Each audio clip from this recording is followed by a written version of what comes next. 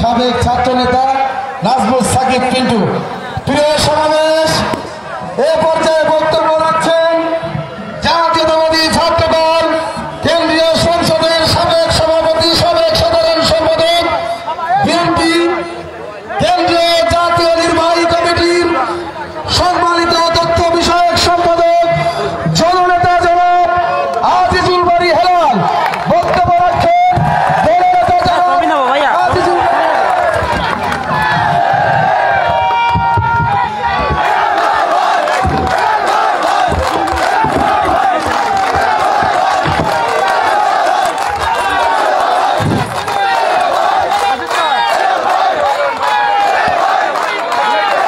আসসালামু আলাইকুম।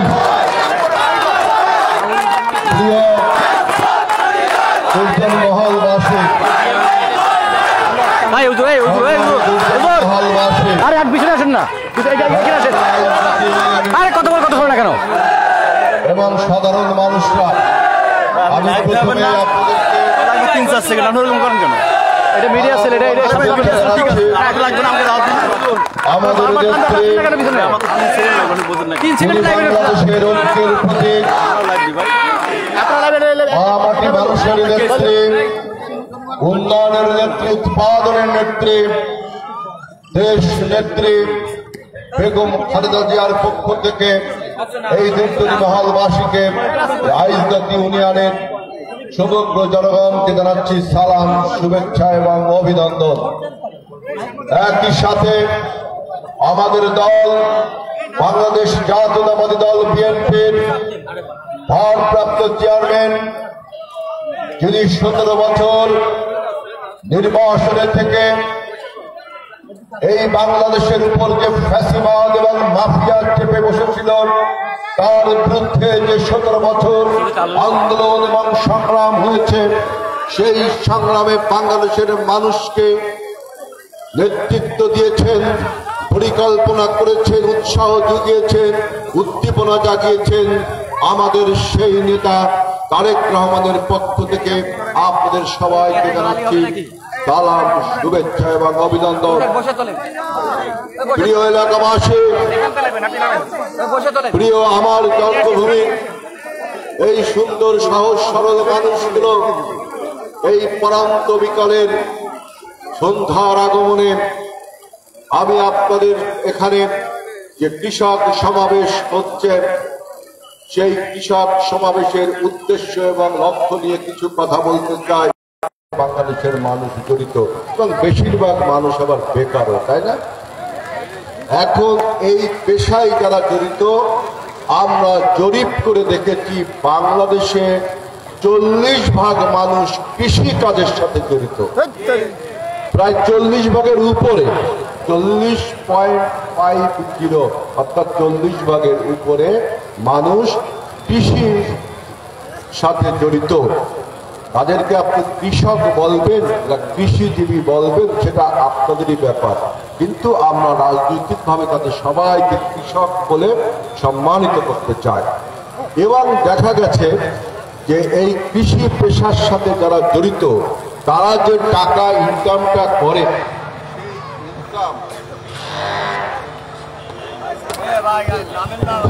সেই ইনকাম আমাদের যে জাতীয় ইনকাম, প্রত্যেকটা পরিবারের একটা বাৎসরিক ইনকাম থাকে। কেউ 2 লাখ টাকা ইনকাম করে বছরে, কেউ 5 লাখ টাকা ইনকাম করে, কেউ আর 500 কোটি টাকা ইনকাম করে, কেউ তার চেয়ে বেশি টাকা ইনকাম করে দেশ থেকে পাঠিয়ে দেয়, তাই না? প্রত্যেকটা পরিবারের একটা ইনকাম আছে, এরকম দেশেরও একটা ইনকাম আছে। প্রত্যেক বছরে বাংলাদেশ যে ইনকামটা করে তাকে বলে জিডিপি। আপনারা পড়েছেন না পত্রিকায়, তাই না? Gross domestic product, GDP. এই বাৎসরিক ইনকামে কৃষকরা প্রায় 5.5, সবচেয়ে বেশি টাকা আসে আমাদের গার্মেন্টস সেক্টর, তৈরি পোশাক থেকে, তাই না?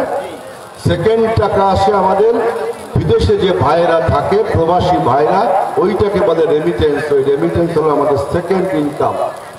আর থার্ড বা ফোর্থ, এইটা হলো আমাদের কৃষক ভাইরা আমাদের জাতীয় আয়েতে অবদান রাখে। তৃতীয় বা চতুর্থ হবে এটা।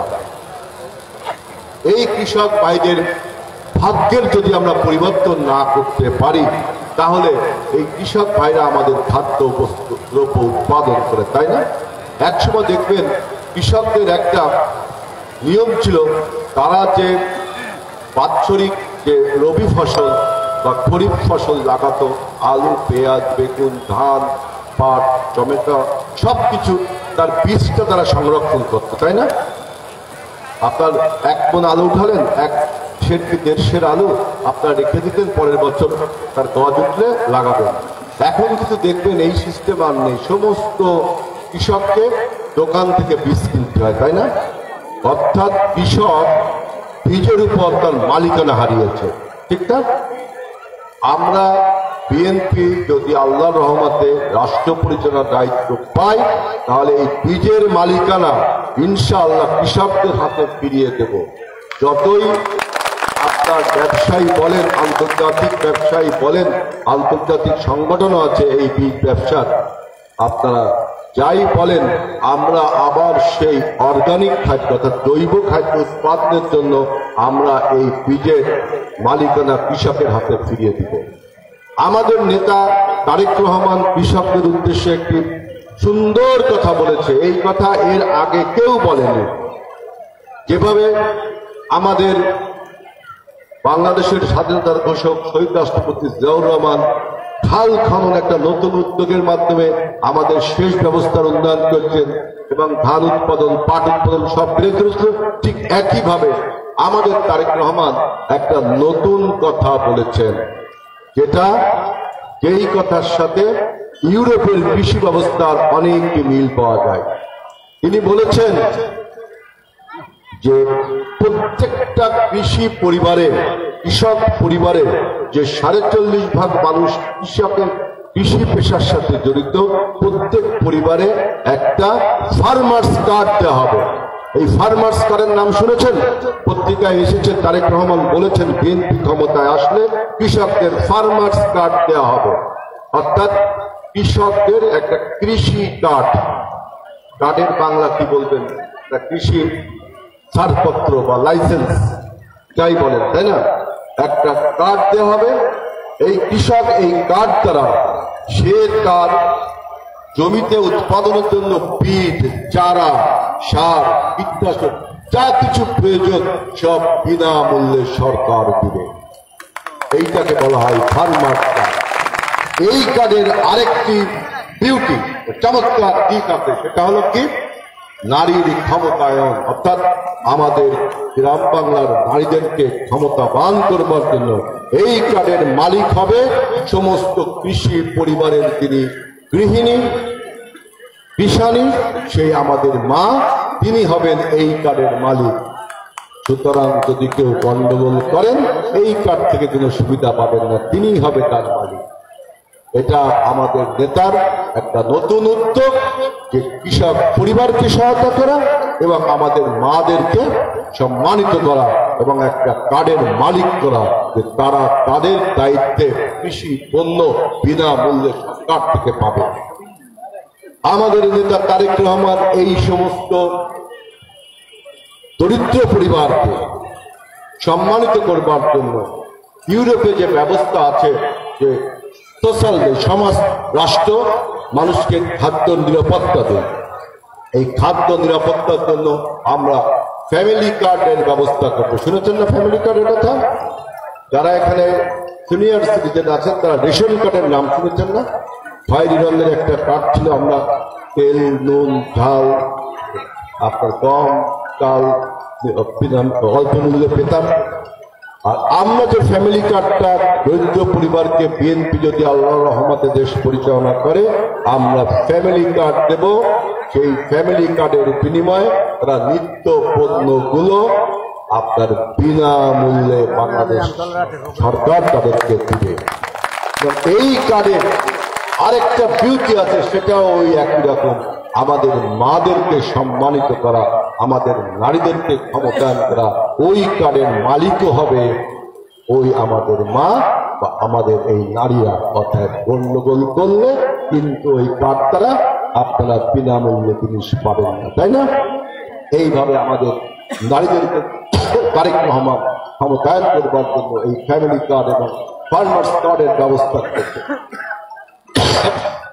আমাদের দেশে এখনো এই কৃষকদের প্রেসিডেন্ট বলছেন যে গুদামের কথা, খাদ্য গুদাম। আপনি দেখেন বাংলাদেশের সমস্ত অঞ্চলে আপনার বিএনপি পর্যবেক্ষণ করেছে, বিএনপি যে কৃষকদের টিম, আমাদের একটা কৃষি সেল আছে, সেই সেল থেকে পর্যবেক্ষণ করা হয়েছে একমাত্র আলু ছাড়া আর কোন সংরক্ষণ আর গুদাম আমাদের দেশে হয় না।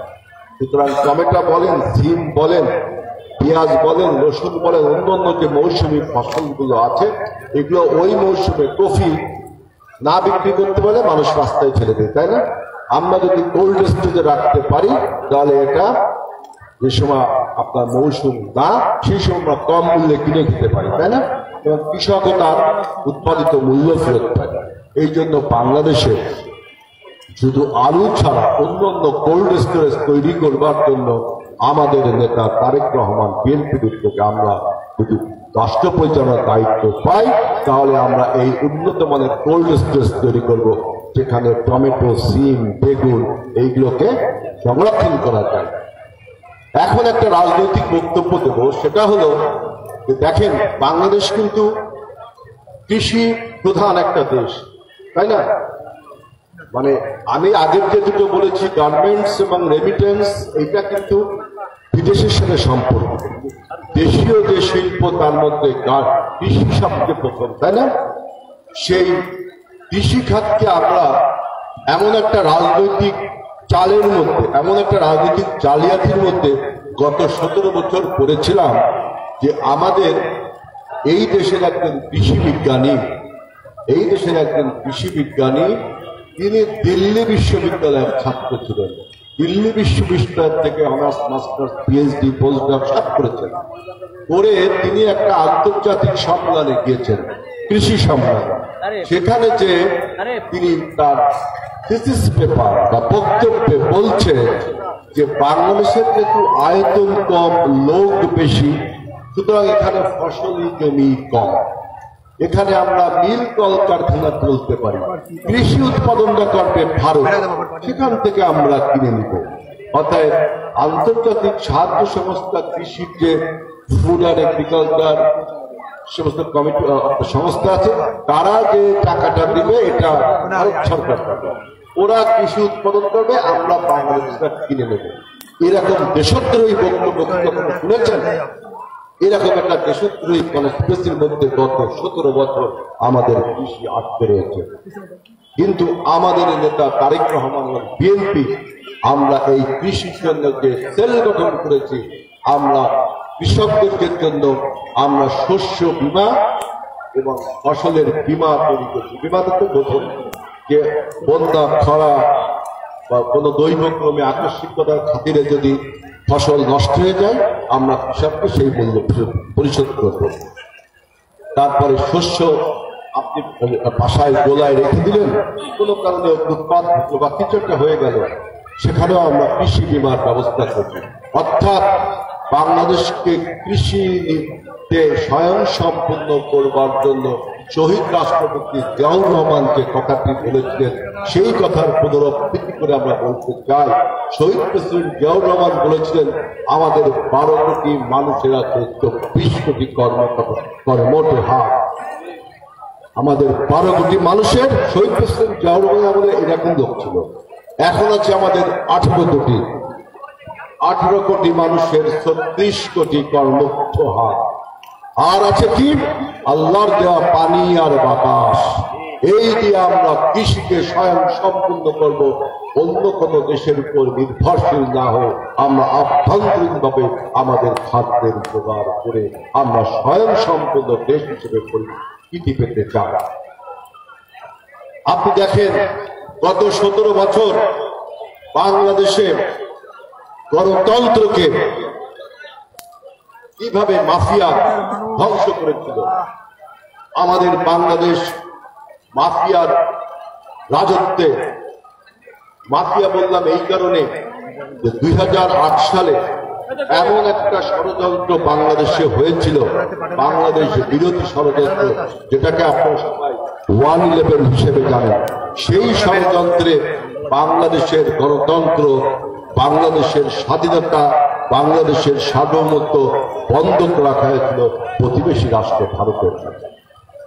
একটা ভারতীয় আধিপত্যবাদ, একটি ভারতীয় আগ্রাসনের মধ্যে আমরা ছিলাম। কিন্তু 17 বছর তারেক রহমানের নেতৃত্বে দেশের জনগণ আন্দোলন সংগ্রাম করে আমরা আমাদের সেই সার্বভৌমত্ব, আমরা সেই গণতন্ত্র ফিরিয়ে এনে ডক্টর ইউনূস সরকারকে প্রতিষ্ঠা করেছি।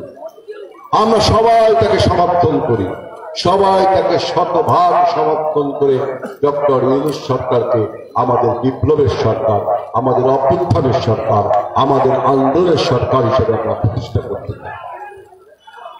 পাশাপাশি ডক্টর ইউনূস সরকারকেও কিন্তু জনগণকে এইভাবে আস্থায় নিতে হবে। আপনার প্রধান দায়িত্ব হল বাংলাদেশের গণতন্ত্র ফিরিয়ে দেওয়া, ভোটের রাজনীতির সংস্কৃতি শুরু করা, অর্থাৎ যে অরাজনৈতিক পরিবেশ চলছে সেটাকে রাজনৈতিক পরিবেশ তৈরি করা। এই রাজনৈতিক পরিবেশ এবং ভোটের পরিবেশ তৈরি করতে যা কিছু সংস্কারের প্রয়োজন সেই সব সংস্কারের কথা আপনার প্রণীত ডক্টর ইউনূস প্রণীত সংস্কার কমিশন ইতিমধ্যে দিয়েছে এবং আমরা রাজনৈতিক দল যা যা সংস্কার চাই তাও আমরা দিয়েছি। সবকিছু যখন আপনার হাতে চলে আসছে, আপনি কেন রাজনৈতিক দলগুলোর সাথে সংলাপে বসছেন না? যদিও আজকে প্রথম বিএনপির সাথে এই ইউনূস সরকারের সংলাপ হচ্ছে, আজকেই সংলাপ হবে এই সব। তাই আমরা এই দর্জনী মহলের আমতলার মাঠ থেকে বলতে চাই, যে সমস্ত যেহেতু সংস্কার প্রস্তাব দেওয়া হয়েছে, যে সমস্ত বিষয়ে সংস্কার করলে একটি সুষ্ঠু, গ্রহণযোগ্য, নিরপেক্ষ নির্বাচন অনুষ্ঠিত হবে, সেই সব বিষয় ঠিক করে আপনি নির্বাচনের ডেট ঘোষণা করুন। নির্বাচনের ডেট ঘোষণা নিয়ে বিভিন্ন রকম ধোঁয়াশা আপনি সৃষ্টি করেছিলেন। একবার বলেছিলেন 26 সালের জুন মাসে, এখন বলছেন ডিসেম্বর মাসে এই 25 সালে। অন্য অন্য রাজনৈতিক দলও বলছে আপনাকে নির্বাচনের ডেট ঘোষণা করতে।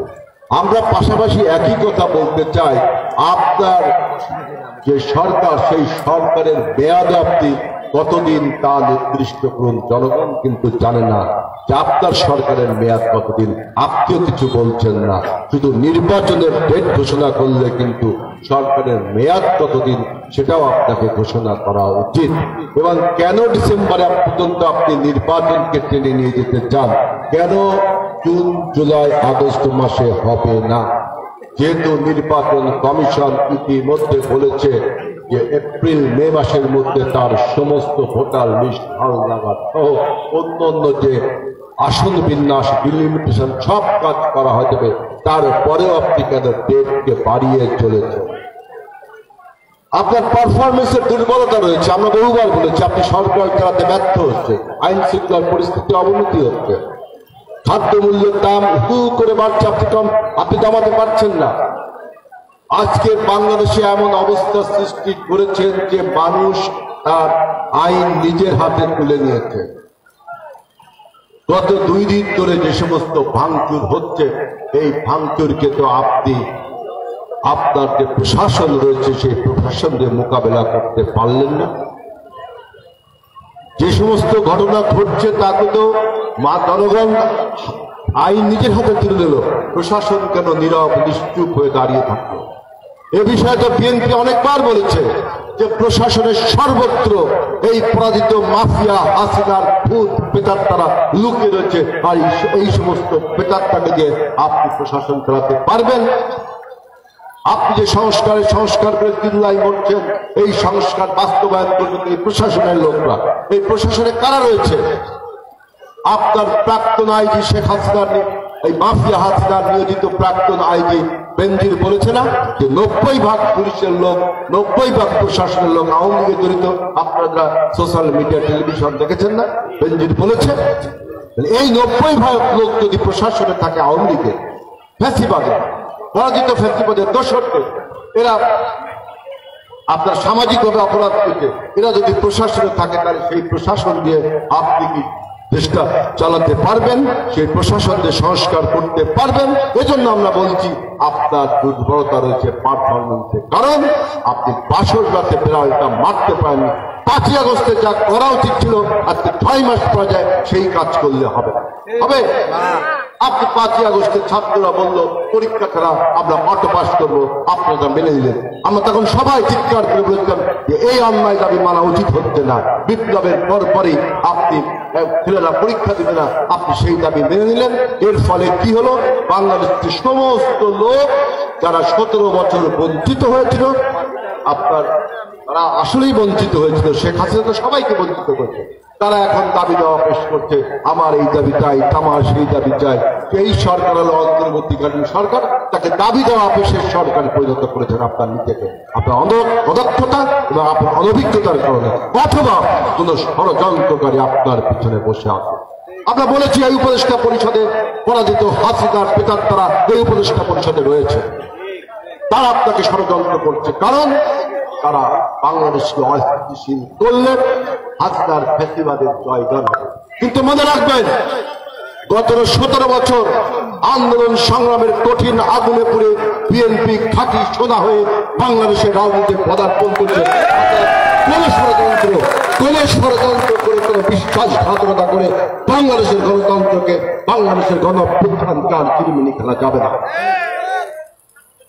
আপনি অপারেশন টেবিল হান্ট শুরু করেছেন, আমরা স্বাগত জানাই, কিন্তু যেটা করা উচিত ছিল 5ই আগস্টের পরপরই, 5ই আগস্টের পরপরই আপনি ফ্যাসিবাদ পরাজিত হাসিনার সমস্ত লোককে বাংলাদেশে থাকার জায়গা করে দিয়ে কিছু লোককে পালিয়ে যাবার ব্যবস্থা করেছেন। কিভাবে করেছেন এর জবাব কিন্তু একদিন আপনাকে দিতে হবে।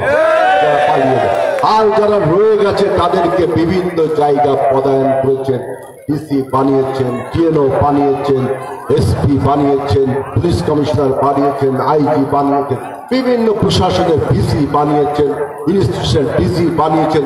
সব জনগণ জানে কাদেরকে বানিয়েছেন। সমস্ত লোক আপনার বেনজির আহমেদ পুলিশের আইজি, তিনি বলছেন 90% লোক নাকি আওয়ামী লীগের, এবং তারা বাংলাদেশকে অস্থিতিশীল করে তুলবার জন্য যে প্ররোচনা জুগিয়েছে। সুতরাং ডক্টর ইউনূস সরকারকে এই প্রশাসনে যদি এই 90% লোক আওয়ামী লীগের থাকে, আর টেবিল হান্টের যে স্কোয়াড আপনি বানাবেন, টেবিল হান্ট যে স্কোয়াডটা বানাবেন, সেই স্কোয়াডে যদি সমস্ত পরাজিত ফ্যাসিবাদের লোক থাকে, তাহলে কি হবে? কি হবে বলেন?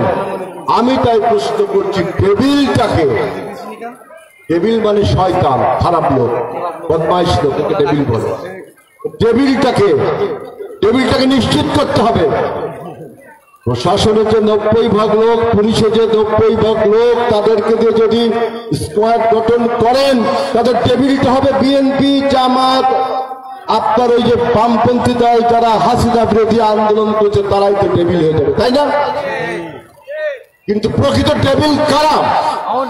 যারা গত 17 বছর মানুষকে হত্যা করেছে, গুম করেছে, গুম করেছে, আপনার ঘটনা ঘটে নাই, মামলা দিয়েছে, বাড়ি ছাড়া করেছে, মানুষকে লুণ্ঠন করেছে, ব্যাংকের টাকা লুণ্ঠন করেছে, বাংলাদেশ ব্যাংকের ভোট চুরি করেছে, সমাজে বিভিন্ন রকম রাজ্য সৃষ্টি করেছে, এরা হবে টেবিল।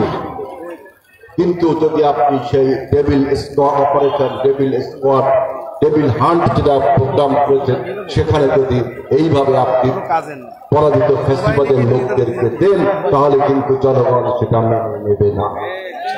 আমরা চাই গত 17 বছর যারা বাংলাদেশ থেকে লুণ্ঠন করেছে, এবং এখন আবার তাদের সেই ডাইনি রানী শেখ হাসিনা ভারত থেকে বিভিন্ন রকম বাজে কথা অপপ্রচার করে বলছে তিনি নাকি টুক করে বাংলাদেশে ফিরে আসবে। বাংলাদেশের জনগণ প্রস্তুত রয়েছে, বিচারের কাঠ করে আপনাকে দাঁড়াতেই হবে। গণহত্যায় টেলিভিশনে বক্তৃতা দিয়ে, সামাজিক যোগাযোগের মাধ্যমে বক্তৃতা দিয়ে আপনার এই আপনি নিজেকে আর ম্যানেজ করতে পারবেন না। ইন্টারপোলে নোটিশ আপনার বিরুদ্ধে জারি হয়েছে, বাংলাদেশের কারাগারে আপনাকে থাকতেই হবে অথবা আন্তর্জাতিক কারাগারে আপনাকে থাকতেই হবে। আপনার সেই আশা কখনো পূর্ণ হবে না। তো ডক্টর ইউনূসকে বলবো যে আপনি ফ্যাসিবাদের এই দোষরদের কথার প্ররোচনায় প্রবৃত্ত না হয়ে অবিলম্বে নির্বাচনের তারিখটা ঘোষণা করেন। সমস্ত রাজনৈতিক দল নির্বাচনে উন্মুখ হয়ে রয়েছে। যারা বলেন যে আগে সংস্কার পরে নির্বাচন, অনেকে বলেন না, দেখবেন ওরা কারা। ওরা 2008 সালে যে মতলববাজির নির্বাচন 1/11 হয়েছিল, ওই কুশীলব, ওই চক্রান্তকারীরা বলছে যে আগে সংস্কার পরে নির্বাচন। আমরা বিএনপি বলছি সংস্কার এবং নির্বাচন একই সাথে চলতে পারে। ও আবার আমরা বিচার দাবি করছি এই সমস্ত ফ্যাসিস্টের যারা বিভিন্ন জায়গায় অপরাধ করেছে তাদেরকে গ্রেফতার করে। আমরা দেখছি অনেকে আদালত থেকে জামিন পাচ্ছে। সারা বাংলাদেশে গত 6 মাসে 562 জন এই অপরাধী জামিন পেয়েছে। অথচ এই দুর্জনী মহলে মানুষ জানে বছরের পর বছর জামিন না নিয়ে বিএনপির নেতা কর্মীরা কিভাবে ঘুরে বেড়েছে, কিভাবে নিজেকে আত্মগোপনে রেখেছে। কিন্তু আমার চ্যালেঞ্জটা গ্রহণ করেছিলাম, আর 6 মাস যেতে না যেতেই এই সমস্ত পর্যন্ত ফ্যাসিবাদরা যে অপরাধ করেছে সমস্ত টাকা জামিন পেয়ে যাচ্ছেন। সুতরাং বিচারাঙ্গনেও আমরা দেখছি ফ্যাসিবাদের পদধ্বনি।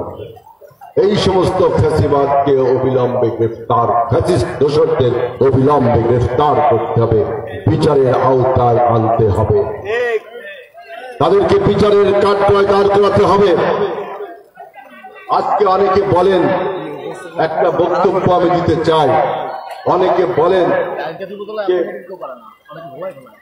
শেখ মুজিবের প্রতিকৃতি এবং তার বাড়ি 32 নম্বর ধানমন্ডি ইতিহাসের সাক্ষী, তাকে কেন ভাঙা হলো?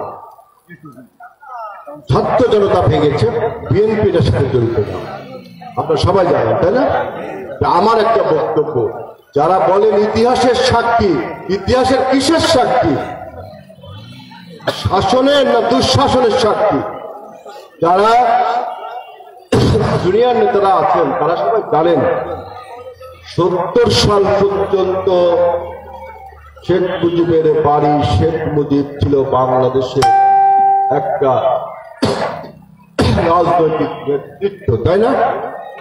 70-এর পরে 71-এর স্বাধীনতা অর্জনের পরে ওই 32 নম্বর ধানমন্ডির বাড়িটি দুঃশাসনের প্রতীক হয়নি? ওখান থেকে কি বাকশাল ব্যবস্থা চালু হয়নি? ওইখান থেকে কি আপনার বিচার বহির্ভূত হত্যাকাণ্ড, সিরাজ শিকদারের হত্যার মাধ্যমে প্রথম বিচার বহির্ভূত হত্যাকাণ্ড শুরু হয়নি? ওইখান থেকে কি রক্ষী বাহিনী গঠন হয়নি? সুতরাং 71-এর পরে ছিল সেটা দুঃশাসনের প্রতীক। অর্থাৎ ইতিহাসের সাক্ষী যদি হতে হয় তাহলে দুইটা কালেরই বন্দনা করতে হবে, 70-এর পূর্বের বন্দনা, 70-এর পরের বন্দনা, এই দুইটা বর্ণনাই থাকতে হবে, তাই না? যারা টেলিভিশন পত্র পত্রিকায় আমি দেখছি অনেক কথা বলছেন, তাদের উদ্দেশ্যে বলছি যে আমরা এখানে অনেক আমার বয়সী ছাত্র যারা আছেন, আমরা একটা প্যাট্রিয়ট কবিতা পড়তাম। আপনারা অনেকে ইন্টারমিডিয়েটে যারা আমার বয়সে ছিলেন, 85 ব্যাচে, একটা কবিতা ছিল প্যাট্রিয়ট, ইংরেজদের মানে দেশপ্রেমিক। একজন দেশপ্রেমিক কখনো ফুলের মালা নিয়ে অভিষিক্ত হচ্ছে জনগণের কাছে, আবার অন্য এক সময় দেশপ্রেমিক দেশদ্রোহী হয়ে পাথরের আঘাতে রক্তাক্ত হচ্ছে। আমরা কবিতায় পড়েছি। ওই শেখ মুজিবের ক্ষেত্রে কি এটা খাটে না? 70-এর পিছনে, 70-এর পরে, তাই না? সুতরাং টেলিভিশনে পত্র পত্রিকায় যারা বলছেন যে ইতিহাসের সাক্ষী, তাহলে ইতিহাস কিন্তু খণ্ডিত না, পূর্ণাঙ্গ ইতিহাসের কথা বলতে হবে। আর আমাদের এই রূপসা উপজেলা বিএনপি, হাইজগাছ ইউনিয়ন বিএনপি, এই দুর্জনী মহল বিএনপি, আমরা সবার উদ্দেশ্যে বলতে চাই, আমরা সন্ত্রাসের রাজনীতিতে বিশ্বাস করি না, আমরা সম্প্রীতির রাজনীতিতে বিশ্বাস করি। এখানে আওয়ামী লীগ করেন, বিএনপি করেন, জামাত করেন, জাতীয় পার্টি করেন, সবাই আমরা গ্রামের দুর্জনী মহল গ্রামের মানুষ। শুধু সামাজিক সম্পদ সন্ত্রাস যারা করেছেন, রাজনৈতিক সন্ত্রাস যারা করেছেন, যারা মানুষকে পিঠে ছাড়া করেছেন, মানুষকে হয়রানি করেছেন, তাদের কথা আমি বলছি না, কারণ সন্ত্রাস কোনো রাজনৈতিক পরিচয় হয় না। যারা সন্ত্রাস করেন, দখলবাজ করেন, চাঁদাবাজি করেন, তাদের সাথে বিএনপির কোনো সম্পর্ক নেই। সমস্ত সন্ত্রাস এবং চাঁদাবাদের বিরুদ্ধে বিএনপি এবং বিএনপি মনে করে, আমরা মনে করি সন্ত্রাসের কোন রাজনৈতিক পরিচয় হতে পারে না। সে সন্ত্রাসী, আর সন্ত্রাসী মানেই আমরা গত 17 বছর দেখেছি সন্ত্রাসী মানে আওয়ামী লীগ।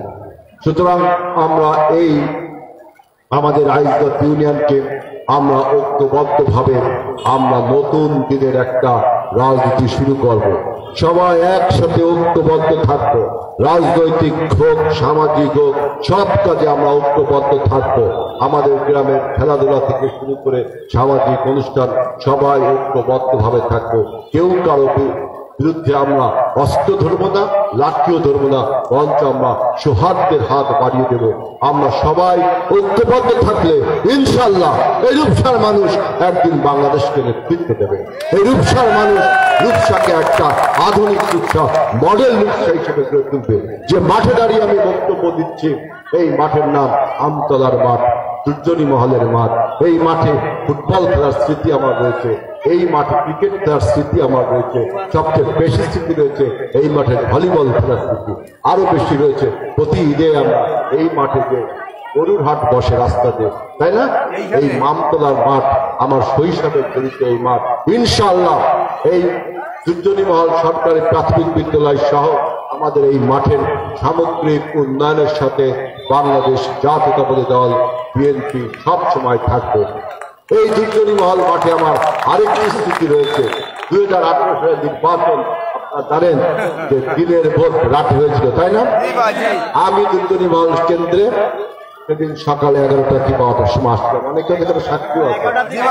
11টার দিকে আমি এখানে আসলাম, দেখলাম যে পুরো সরকার, পুলিশ, প্রশাসন, বিডিআর, যত বাহিনী আছে আর তাদের লোকজন, কেউ বিএনপি সেজেছে, আওয়ামী লীগ সেজেছে বিএনপি, বসে আছে, কোনো লোকজন নেই।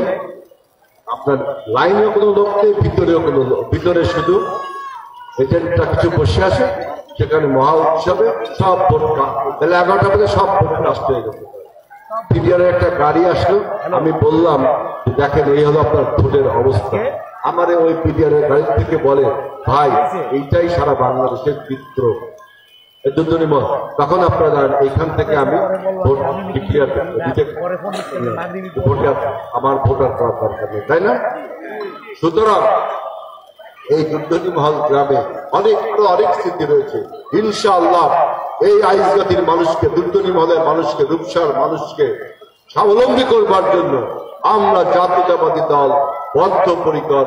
আপনাদের সমস্ত সুখ দুঃখ এবং উন্নয়নের সাথে আমরা জড়িত থাকবো, আপনাদের কর্মসংস্থানের সাথে জড়িত থাকবো। যেহেতু রূপসায় আমাদের এখানে পূর্ব রূপসায় অনেক মাছ কোম্পানি আছে, সেখানে কিছু কর্মসংস্থান হয়, কিন্তু আমাদের এই উত্তর রূপসায় 2টা ইউনিয়নে কোনো কলকারখানা আছে বলে আমার মনে হয় না। এই জায়গার মানুষগুলোকে যদি আমরা শিক্ষায় সুশিক্ষিত করে তুলতে পারি, সুশিক্ষিত করে তুলতে পারি, তাহলে কর্মসংস্থানের অভাব ইনশাআল্লাহ হবে না। তাই এই সমস্ত স্কুল কলেজগুলো আমাদের যা আছে তার সুন্দর একটা শিক্ষার পরিবেশ তৈরি করবার জন্য, শিক্ষার ব্যাপারে, স্বাস্থ্যের ব্যাপারে আমরা বিএনপি প্রচুর মনোযোগ দিয়ে আমাদের রূপসাকে আমরা উন্নত রূপসা করে তুলে সবাইকে ঐক্যবদ্ধ হয়ে আমরা থাকবো ইনশাআল্লাহ। ধন্যবাদ জানিয়ে আমার বক্তব্য শেষ করছি। আল্লাহ হাফেজ। বাংলাদেশ জিন্দাবাদ। আসসালামু আলাইকুম।